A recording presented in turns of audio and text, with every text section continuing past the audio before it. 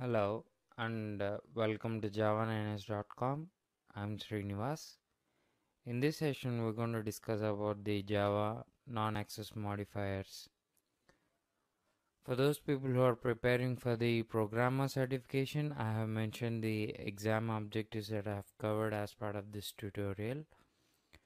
So coming to non-access modifiers, we're going to discuss about final, static, abstract, strict FP, native, synchronized, transient and volatile keywords.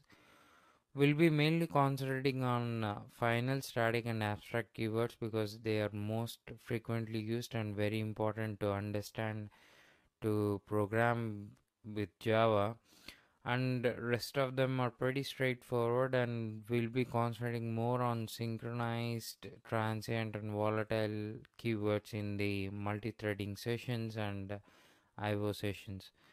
So coming to final, the word itself says it's final. It is not going to change in its lifetime.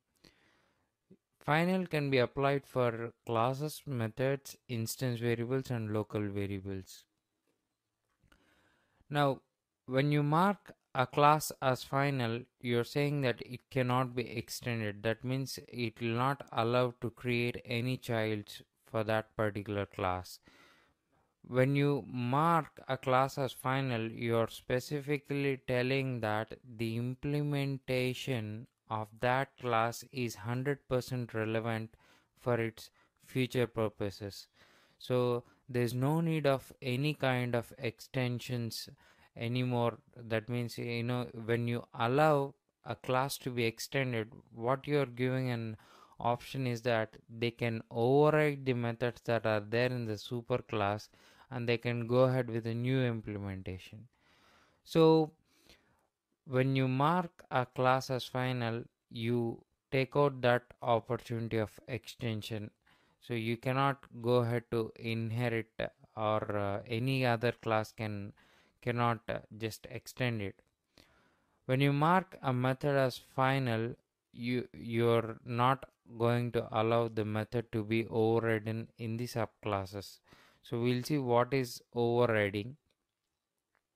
So when you mark the primitive data types as final, they are not going to change their values, and the same way when you mark final for the object reference, it is not going to leave that object. It is not going to refer to any other new object. When it is when there is null, obviously the null will be there for its whole life and you cannot assign an object for that reference. So we'll see a simple example about the final. So you can see that I have created a class student in which I have a final primitive data type called roll number is 90. Say now I'm creating an method called public void set roll number, and I'm trying to set this roll number to 50. So you can see that there's a problem. It is showing stating that the final field student dot roll number cannot be assigned at all. So you cannot change the value of roll number in its lifetime. So this is very important. So when you mark a class as final, what happens is that you are taking off the opportunity for any other class to subclass this. Say I'm creating another class called student2.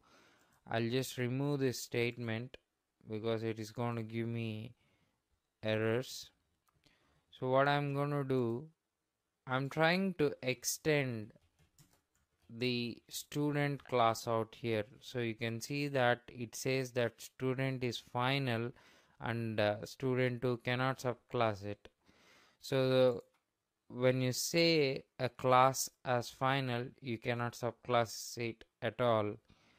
And when I say a method as final, I cannot override it. Say, let me just take out this final and tell me what is overriding out here.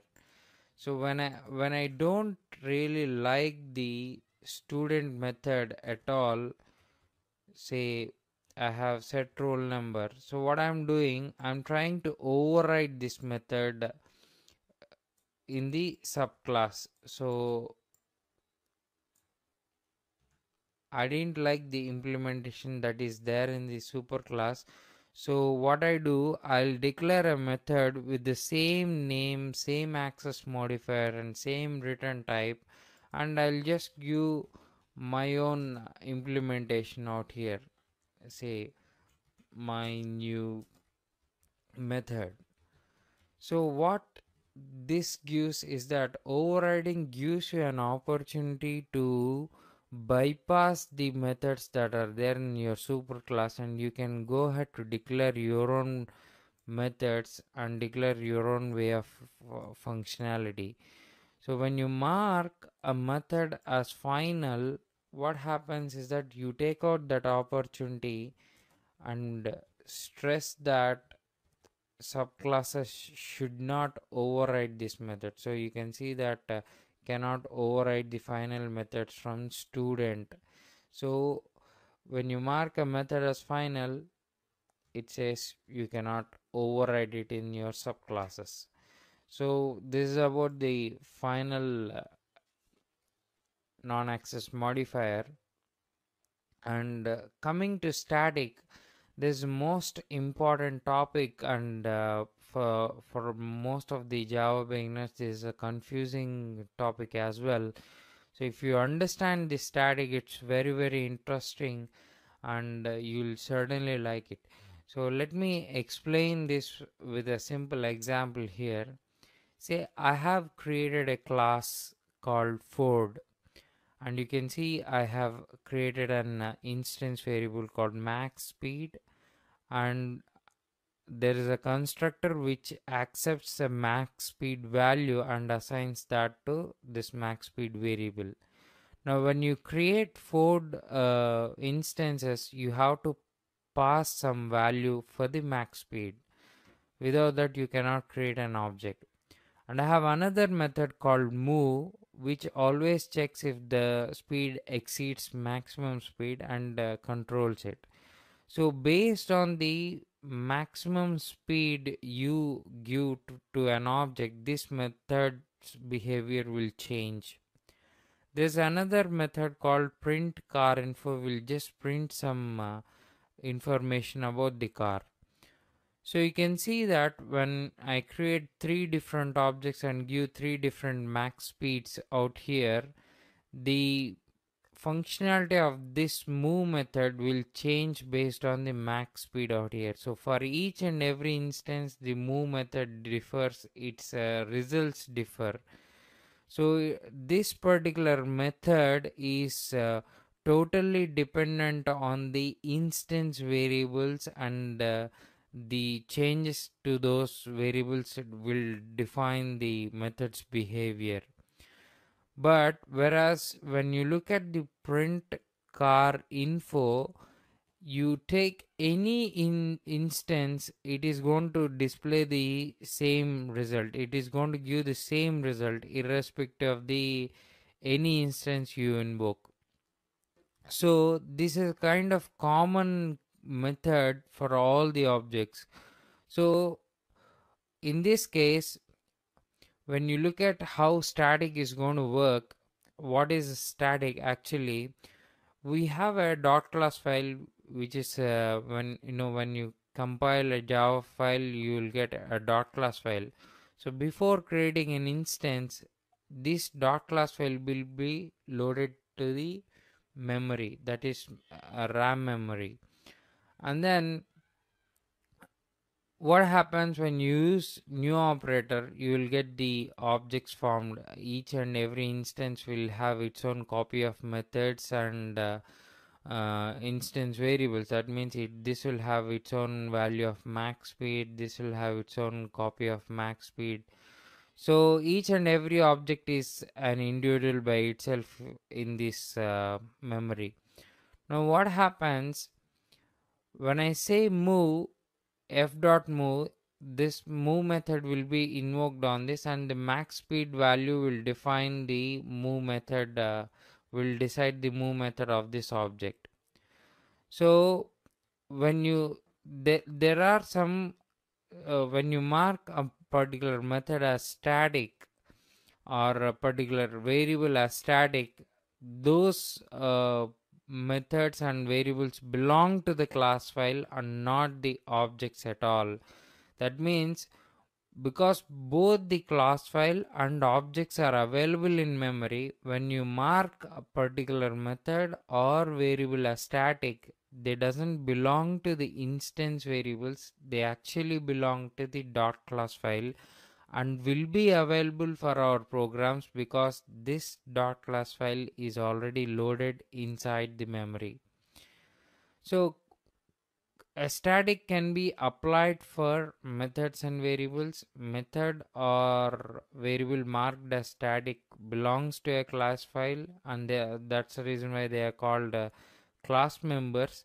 And a static member should be accessed using the class name. Please remember, we are telling it's class name that gives the access to the static members. It is not the instances. Instances have no control, or instances, you don't need to use the instances to call the uh, static members.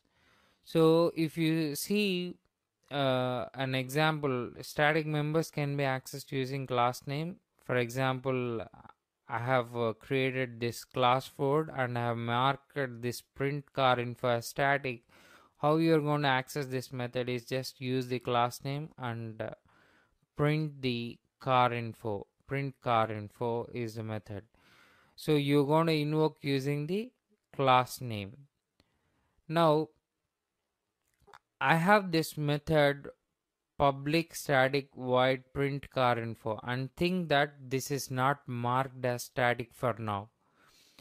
And what happens if I have a class called Ford showroom and I have a method get car info? To get the car information, what I have to do is that I have to create an instance and then invoke the print car info on that instance. Say if I'm calling this method for 100 times, what happens is that we are creating 100 instances of Ford object and calling this method on each and every instance.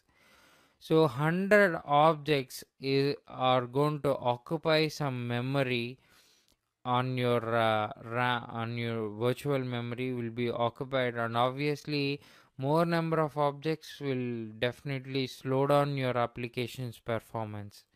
So here, because this print car info is not doing anything related to a particular instance, that means anything, there's nothing different to each and every instance. For every instance it is going to execute the same line of code and it is not going to change its behavior. So if you mark it as static, you can just access it using the 4.print car info. That means you have only one dot class file in the memory, and easily you can access that using the class name. So you are escaping from the burden of creating hundreds of objects, and you might save the performance for the application as well.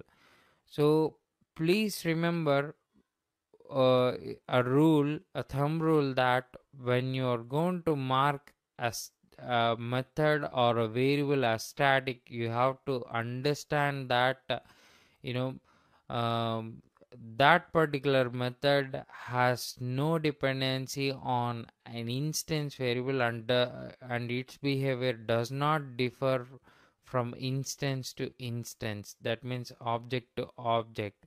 Only those methods should be marked as static. And coming to static rules, the static variable and static methods are called class members, and we have already discussed this. And when you say non-static variables and methods, we call them as members of objects. And a method marked as static can only access the other static methods and variables. Very interesting point out here.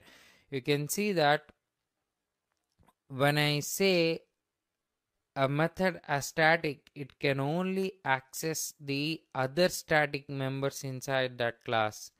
The reason is that actually the static methods belong to a class file and they don't belong to any instances. So what happens when you say to access the non-static method, it doesn't know on which instance the method has to be invoked. So that's the reason why in a static method, when you say to access a non-static method or a normal member of an object, you have to specify on which object the method has to be invoked. So to access an instance variable methods, a static method should have an instance on which the object member should be invoked. There's another interesting property here. Any instance can access the static variables and can change them, but the changes will reflect for all the objects. It means you can see that I've created an object called student s is equal to new student, and I'm trying to access the age, which is actually a static variable. So it means that using an instance you will be able to access the static members as well. But the point you have to also remember is that when you change the value using that instance, any instance, say I have student a is equal to new student, and I am changing the value of age using the student s, and you can see that that will also get reflected in the other instance as well. That means when you change a static value, static members value, it will also reflect to all the other objects, because static members are common for all the objects based on the common class file dot class file. So if I run this example, you can see that first it will get printed 20 and next it will get printed as 30. So you can see that first it is getting printed as 20, and later when I change the age to 30, it is also reflecting for the other instances as well. So you should always remember that static values can be changed by the instances, but it will get reflected to all the other instances as well. So, and I have already told that a static member can only access a static method. So when I say static, I don't have to really create an instance of this of the class to access them. So I can, in a static method, I can directly access them. So you can see that I can get the set roll number just like that. So you don't have to create an instance. If you are really want to see the code as a clean one, you can also use the class name and directly access this. So a static method will only able to access the static methods inside it without creating instances.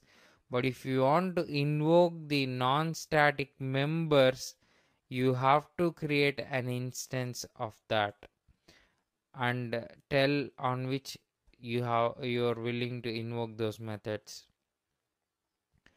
And members are marked as static can be final, so there's no clash between these two access modifiers.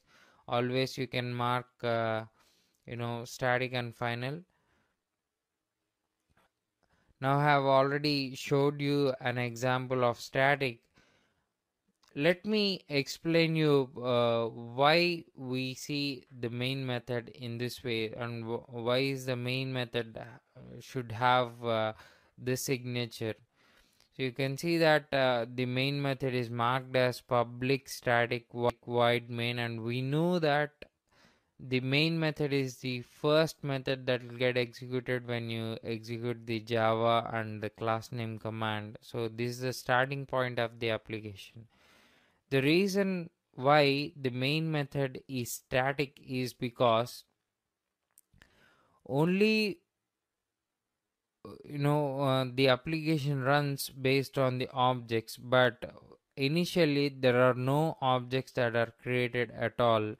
So only then the class file will get loaded to the memory. So only the static members are available for the Java virtual machine. So you don't have any objects that are created already. So first thing that get loaded is the dot class file, and from the dot class file we will be able to only get the static members. That's the reason why the main method is marked as static.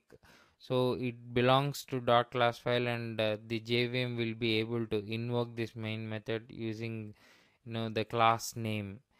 And it should be public because obviously the JVM classes which are trying to run this method will be in a different package.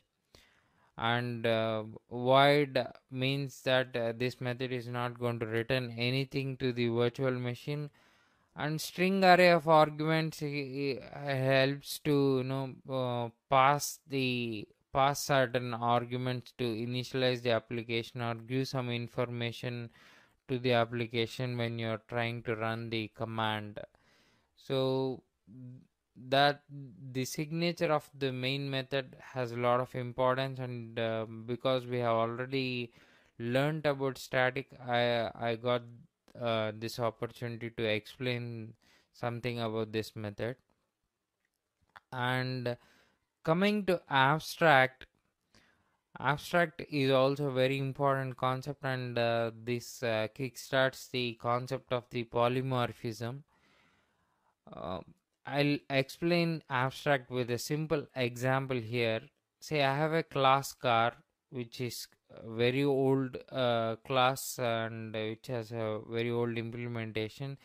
Say I have a move method inside it, and it has a print statement says moves at maximum of 40 kilometers per hour. And we have a latest generation cars, and if you have a car race, obviously all the cars that are going to participate have to extend the car class. Now I have a Ford class, Benz, Toyota, Ferrari, BMW. All these cars are some advanced cars and will not be really interested to use this old move method. So they're not really interested with this, and they'll be certainly will not be happy about the implementation now. So what happens is that going forward we understood that this move method is not really relevant, but to declare themselves as car they have to have a move method. Without move, obviously they are not cars at all. So what we're going to do is that we're going to declare the class car as an abstract class, and we make this method move as abstract.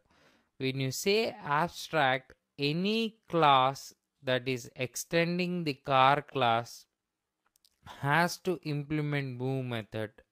So mandatorily it should have a move method. So when I'm say Ford extends car, the abstract keyword mandates that it has to give an implementation in it, or at least it has to mark this particular method as abstract and delegate the responsibility to the other subclasses of Ford. And when I say Benz, it is going to implement the move method in its own way. So actually, when you mark a method as abstract, you are actually giving an opportunity to these subclasses to write their own implementation in as they wish. So coming to the abstract rules, these are very important points to remember for the certification exam. So abstract can be applied for classes and methods only. When a method is marked as abstract, it should not have an implementation. Please remember, we are actually giving an opportunity to the subclasses to override them. So our own method should not have any implementation when it is marked as abstract. Say when you mark as abstract, it should end with a semicolon, and it should not end with flower basis. When you mention this, it is going to have some implementation. Even if you don't write it, it is having some implementation, that is blank functionality. When a method is marked as abstract, the whole class should be marked as abstract. Please remember this point, it is very important. When you have a single method as abstract in a class, the whole class has to be marked as abstract. But when a class is abstract, you don't really need to have abstract methods in it. So you can reserve that abstract class to have abstract methods for future, but still, remember that a class can be abstract without even having any method in it as abstract methods. An abstract class can have normal non-abstract methods also in it. We cannot create an instance of abstract class. This is very important point. I'll explain you why we cannot create an instance of abstract class. That means you cannot use new operator on an class which is marked as abstract. An abstract class, an abstract method should be overridden in the subclass or should be marked as abstract. So abstract classes can have concrete methods in it, that is non-abstract methods also. Abstract methods cannot be marked as final. Why? As I have already told that when you mark a method as final, the implementation of that method is final and nobody should override it. But whereas when you mark a method as abstract, you are telling that this method should be overridden in the subclass. So both of them negate with each other. That is, the purpose of final and abstract is totally opposite to each other. So abstract and final cannot come together. Abstract classes cannot be marked as final. Yes, when you mark a class as abstract, you're telling that they have to be subclassed. You cannot even create instances of abstract. They can only be inherited and then create the instances of the subclasses. But final says that you cannot subclass a particular class. So both of them negate even at the class level. Coming to abstract at method levels, abstract cannot be mixed with the static, because static says the method belongs to the class file and abstract says that the implementation is going to be in the subclass. So obviously both of them actually have different purposes. So abstract cannot be joined with the static, and abstract cannot be joined with the private access modifier also. Reason is that when you mark an abstract method as private, that particular abstract method is not going to be visible for the subclass at all. In that case, abstract has no meaning at all. So abstract cannot be joined with the private access modifier.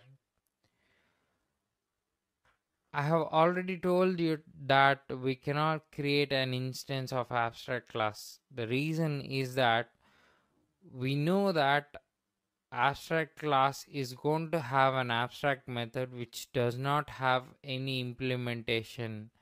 So if you are given a chance to create an instance or an abstract class, what happens is that people who are trying to invoke a method might invoke an abstract method which does not have any functionality at all, which is an incomplete method.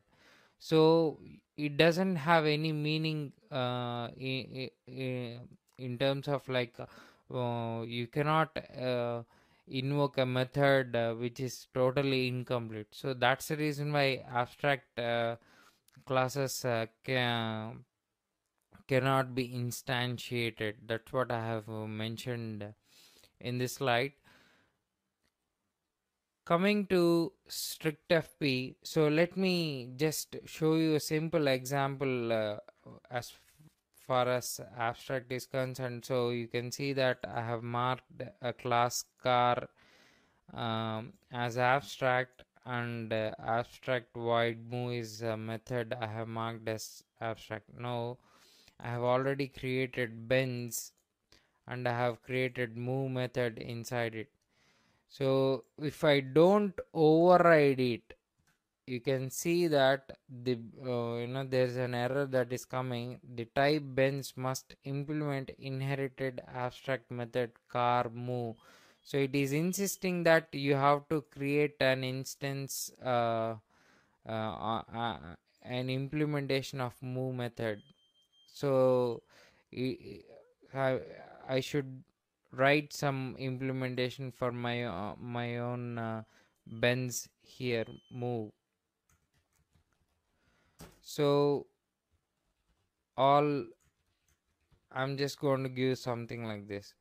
If I'm not really willing to implement this, what I have to do is that to escape from the implementation, I have to give abstract void move and mark it as an abstract class itself. In this case, when I mark a particular method as abstract, I have to mark the whole class as abstract. That's what is the rule for the abstract.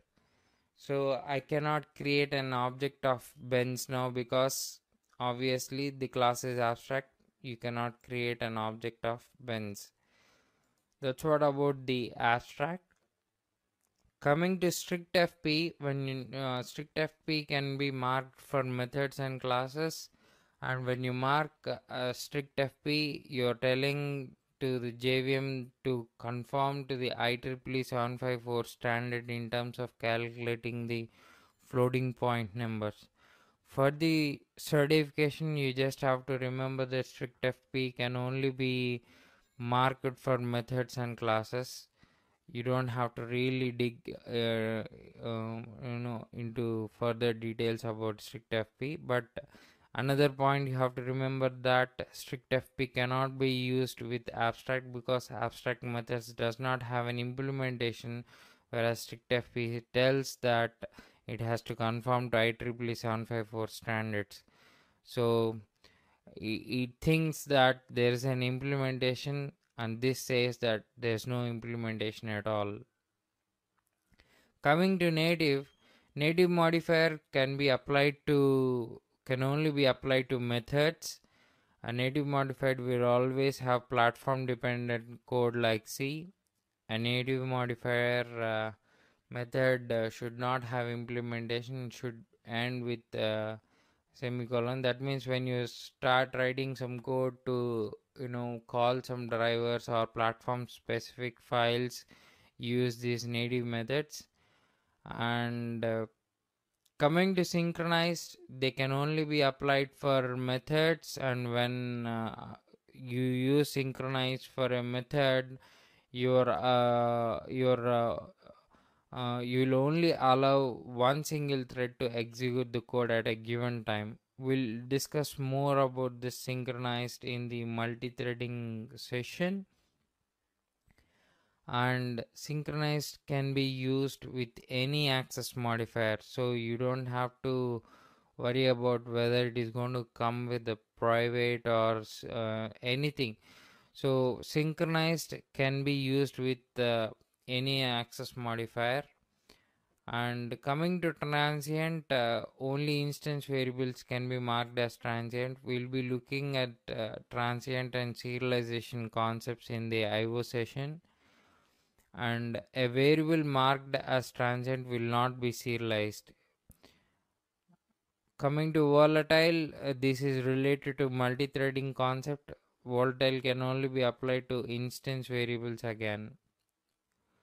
So we have already dealt with access modifiers and non-access modifiers. So I'll just give a recap of what are applicable access modifiers and non-access modifiers at the class level.